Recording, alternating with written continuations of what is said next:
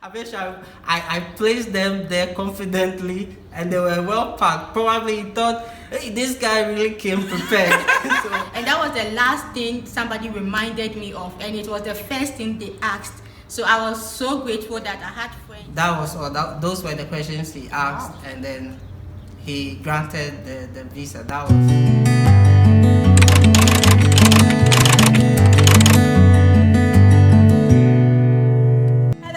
Welcome back to my channel. Today I'm so excited because I have my Ghanaian friends with me. Here today we have Richard Akoh. Oh, the only professor in the house. And we have Judith Boaba. Oh my god. Ghanaian people are here. So guys, I'm super excited. Thank you so much for coming. I mean, look at me. They see me as a big YouTuber. So guys, thank you so much. Let's get into the video. Today they are going to be sharing with us their experiences with the visa interview. I know a couple of you have been sending me emails, how far, how this. So today you're going to hear from the horse's mouth. So today we're going to start with Richard. Richard is going to be telling us his experiences, what he thinks, and so guys, stay tuned. If you have not subscribed to this channel, please subscribe. Welcome our visitors, please. So Richard, can you tell us about your visa interview experience? Great. Thanks, Aladi. It's great to be on your channel. So this is how everything started. After the interview date was due, I made sure I arrived very early and then joined the queue. You are sure to see a long queue, and then you need to be composed as you wait for your turn. So we went through various stages of the queue. You'll be scanned and all that. So you get to the final stage where you wait to meet the interviewer. So here you need to be well composed. If you are having any form of stress or tension, you can take some deep breath as you wait for your turn.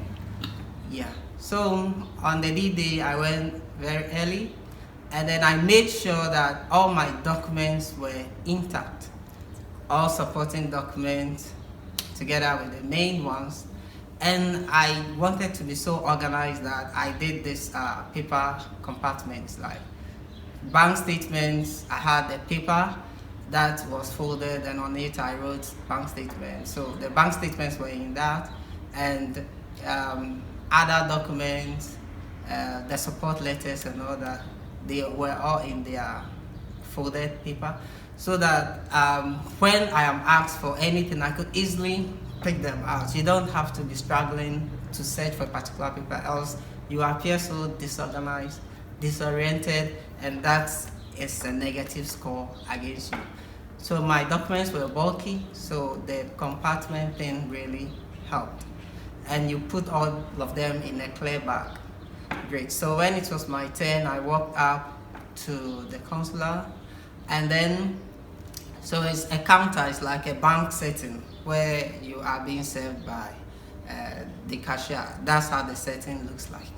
So when I got there, he really surprised me, because all the rehearsal I did, I did a lot of rehearsal pertaining to why do you want to study in the US, which university are you attending, which major, and what are your plans after school and all those things. I did all that. But you know what? He never asked any of those questions. And you might think that, okay, if after all they might not ask what you prepared for, then what at all should I expect? This shouldn't put you under pressure. I mean, speaking to those who want to come over to the US. If the counselor is asking questions that are not expected, that are not related to your school, don't begin to panic. You should rather know that in his mind you are true, and he just asking some questions out of curiosity. So in my case, the questions he asked were more personal. He asked, how long have you been married? So, he's married, he's taken.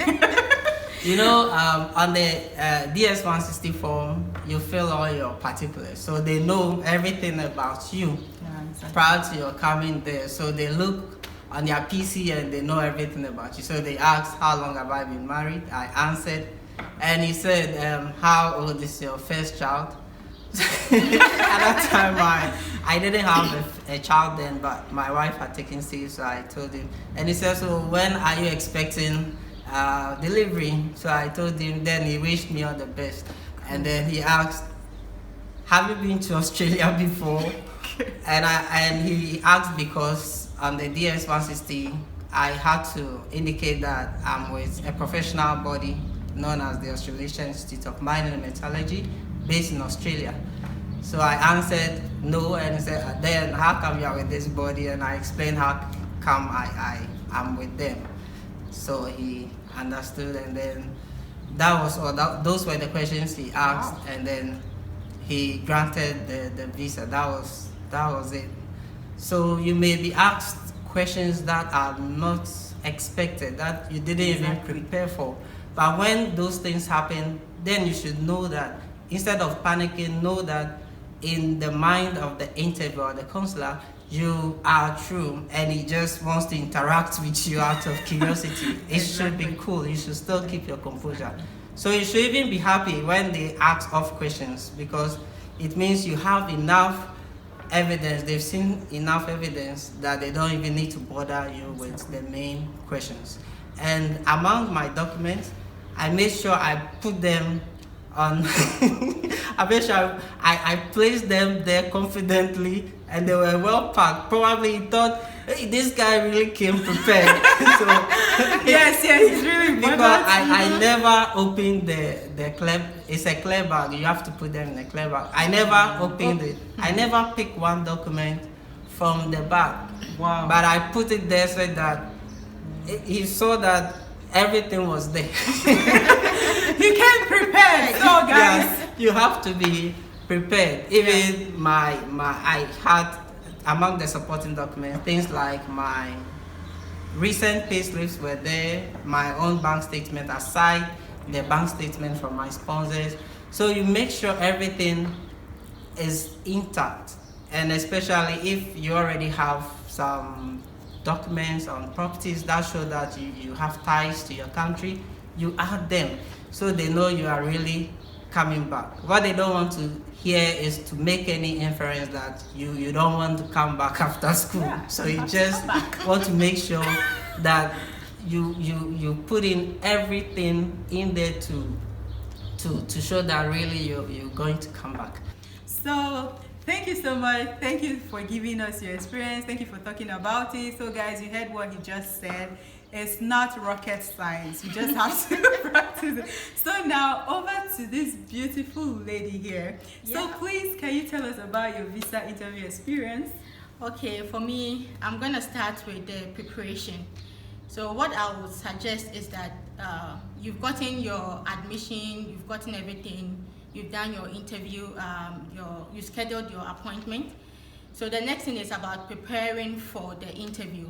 So for the interview, one thing that I put in mind is that, back home, English is not really something we say. It's not a normal conversation that we have. So what I did was, like maybe 2 weeks before the interview, I was kind of like looking at YouTube videos online, looking at how they answer the questions, and try to make it like a normal conversation that I'm going to have, because I didn't want to go there and appear as if I'm talking, the way I talk is like a rehearsed sort of thing. So I made sure I was practicing most of the time, like casually, just to get familiar with the questions and how to answer it. So I did all that, and I also contacted some people who have already done it, and we had mock interviews also, and I was corrected on what is good and what is not. So after all those preparations, the day came. So a day before the actual interview, I traveled to Accra. I'm not really an Accra girl, so I needed to know where the embassy was. So I went to the embassy myself. and to look at the place, to see how the place is, to get myself familiarized with the place so that I don't go and then be like, oh, where's the entrance? Where are we supposed to queue? You know, all those things, all those pressure. Already there is pressure about answering those questions. You can't add more to it. So I just went to the embassy, looked at the place, and asked questions. There are some people, we have the street hawkers around. They kind of like know how the things are. So we just ask questions, anybody. And sometimes we also ask about the security men at the embassy. I asked questions about the time we are supposed to queue and what will be done and other things, just to familiarize myself with it. So the next day, I woke up early, had to go there early, and there was a lot of queue over there, and we had to wait. So I think about 7:30, we started queuing up, and you know there's a lot of people, there are a lot of crowd there, so it's better you go early and secure a good spot. And I tell you, there are a lot of tensions, and people will be talking, and people will be reacting. Some people will even feel like they've already gotten the visa rights in the queue. You know, those kind of things. They're kind of like, like some people are just so overconfident. But myself, my dear, just keep your calm. As you are in the queue, keep rehearsing, keep thinking about it, keep pondering about it.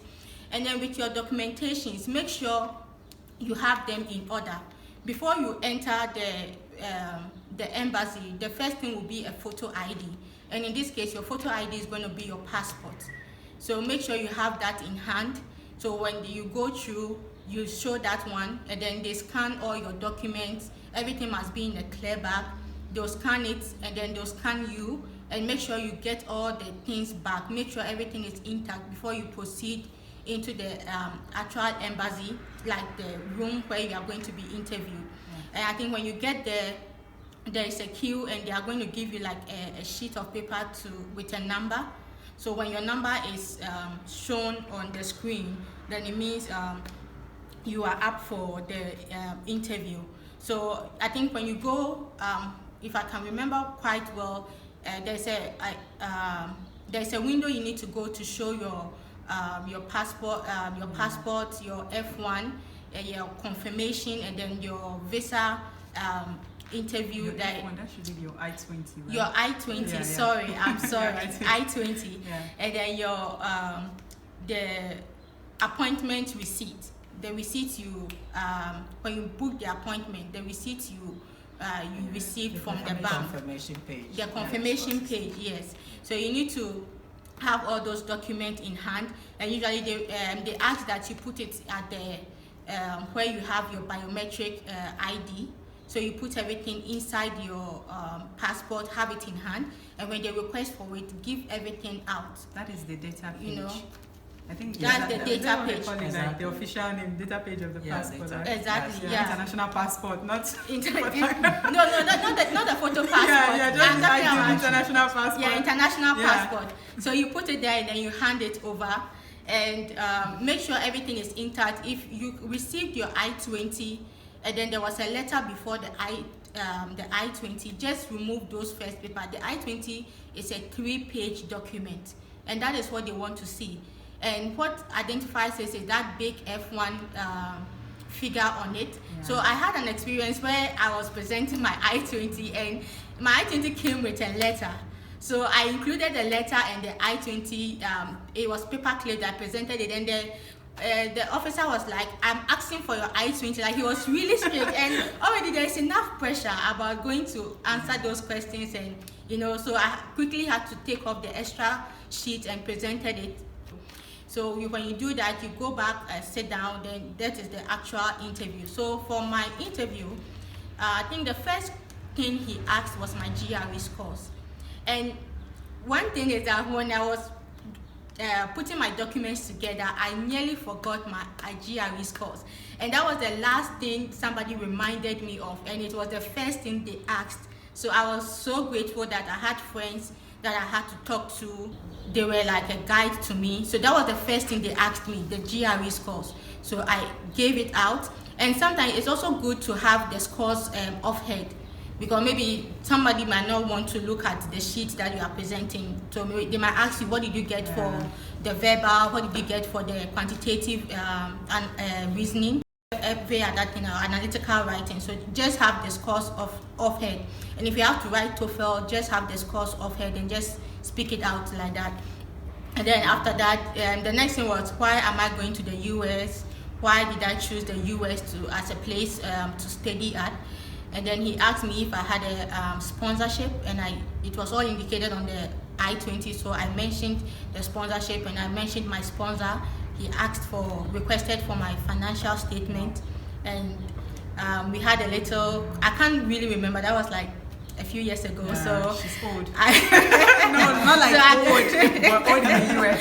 So I can't really remember everything, but I remember that the GRE was the first thing they asked, the scores. So everybody's own can be different, so they can ask you different questions, and that was it. And I think I answered my questions well, and he told me that, your visa has been approved, and I was given the white paper, and that was it. Oh, and I also have an experience. I don't know if you want me to share about Canada. Sure. Tell them. So I went for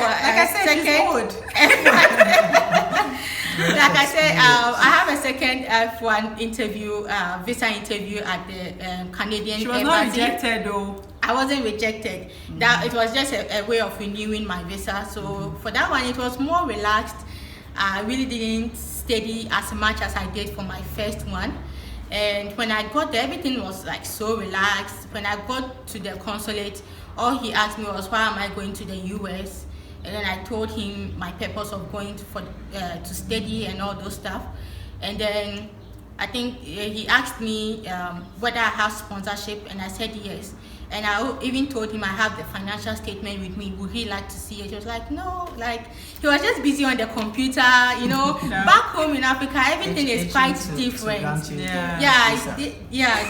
didn't have the time. There were a lot of people that they have to service. So he was just most of the time focusing on the computer, processed everything, and just gave me the sheet for it to pick up my visa. So that is it. So the thing is, keep rehearsing. Make sure you are flowing. Make sure that it is not a rehearsed thing. That is the key point. And always make eye contact, because this place, they are very confident. 3-year-old, 2-year-old, they can talk to you. Back home, it's an elderly person. You show some respect and other thing. But this place, they are humility and all those stuff. But this place, they are so confident. So they want to see that confidence in you. So in order to be more confident, just keep rehearsing, unless of course you are good at English and that, I don't know.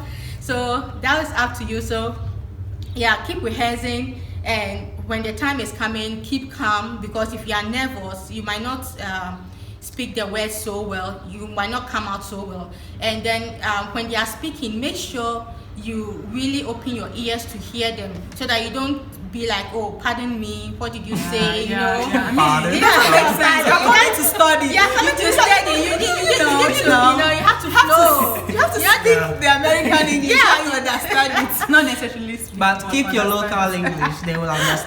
But you just need to open your ears. And hear them. Otherwise, it is kind of like it's off for them. So you have to kind of understand them and then communicate well. And it's okay to take your time to speak the words one after the other. All that you need to do is to be understood. And you are there for a purpose, to get your visa. And so whatever it takes to get it, do it, and do it well. So it doesn't matter if you have to slang, it doesn't matter if you have to speak it one after the other. Anything that you are comfortable with, just do. Thank you so much, Judith. Thank you for sharing your experience with us. So now I think we're going to ask them, what will you say helped you most to pass your visa interview? What? Just tell us. We want to know. So mine was